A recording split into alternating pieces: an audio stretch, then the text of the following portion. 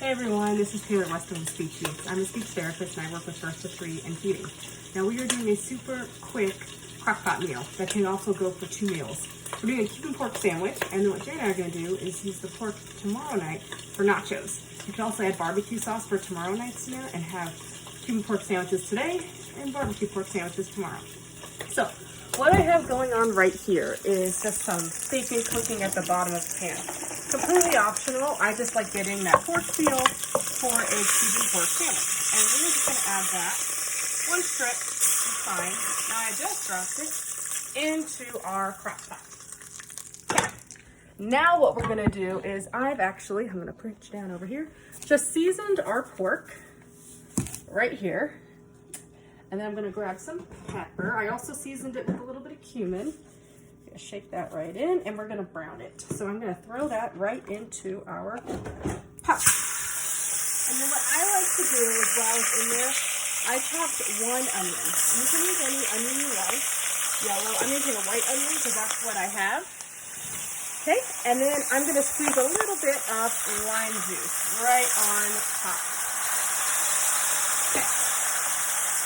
And I'm going to season this a little bit more. And then now what we're going to do is we're going to add the stuff to our crock pot. I've said this lots of times that I like about the crock pot is that kids can help add the ingredients. So I'm like trying to set my phone down.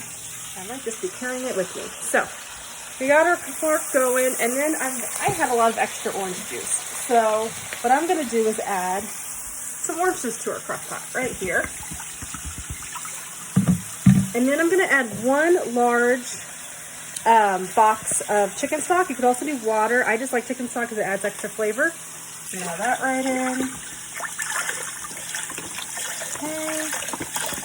And then what I also like to do is I like to add some pickles, some pickle juice. You could also do jalapenos, but we're doing this the simplest way with the fewest amount of ingredients. You got to add the pickles though, because that's just going to add that tang. And then you'll add the pickles later on into the sandwich, so you can really get the flavor, the pickle juice, and you'll put on the sandwich. So you're using 2 ingredients for 1. So I'm grabbing my spoon, and to make this simple, because again, this is a weeknight, I'm going to add some garlic to our crock pot.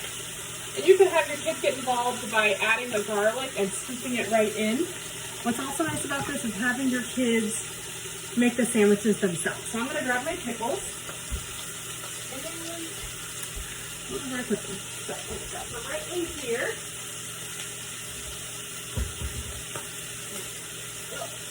There they are. We almost forgot them.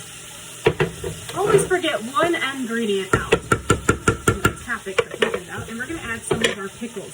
I would add just maybe 4 or 5 pickles into our crock pot and then pour a little bit of juice for that flavor. So I'm also going to add, if you don't have these, it's okay, but I'm going to add 2 bay leaves just to add that extra flavor. And I'm going to flip my pork tenderloin. And it's getting this nice brown color, and I'm going to show it to you right now. Now, obviously, you can't have your kids add the pork because it's going to be too hot for them to add to the crock pot.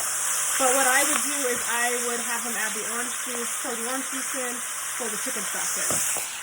So our pork is browning, and I'm going to go ahead and add our pork right into our crock pot. And then we're going to let it cook on low for about 10 hours. And in about 10 hours, I will see you then, and I will show you how to assemble our sandwich. Well, this is Speech Youth, and I will talk to you guys later. Hello everyone, it's been about 10 hours, and my pork is ready. I took a lot out, and I didn't mention, I'm using a pork tenderloin. I traditionally would use a pork butt, but pork tenderloin was what was on sale. So we let it cook for 10 hours, and then one thing I wanted to mention, I added a little bit of mustard before I press start. And then now what I'm doing is I'm just getting it crisped up, and I already added a little bit of Swiss cheese to it, and then some pineapple. So I added the pineapple juice, and I used about 4 or 5 pieces of the pineapple. And then to make it go further, I'm making just some Cuban-inspired rice and beans, and all I did was just take the Trader Joe's canned